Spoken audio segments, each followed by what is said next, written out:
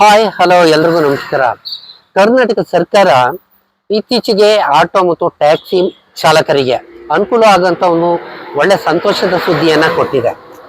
ಇದುವರೆಗೆ ಪೊಲೀಸ್ ಕೇಸ್ಗಳಾದಾಗ ಅದರ ಒಂದು ದಂಡವನ್ನ ಪಾವತಿಸೋದಕ್ಕೆ 50% ರಿಯಾಯಿತಿಯನ್ನ ನೀಡಿ ಹಲವಾರು ಬಾರಿ ಅವಕಾಶ ಮಾಡಿಕೊಟ್ಟಿದ್ದಾರೆ. ಆದ್ರೆ RTO ಡಿಪಾರ್ಟ್ಮೆಂಟ್ ನಲ್ಲಿ ಬೀಳ್ತಕ್ಕಂಥ ಕೇಸ್ಗೆ ಯಾವುದೇ ರೀತಿಯ ರಿಯಾಯಿತಿ ಇದುವರೆಗೆ ಸಿಕ್ಕಿರಲಿಲ್ಲ.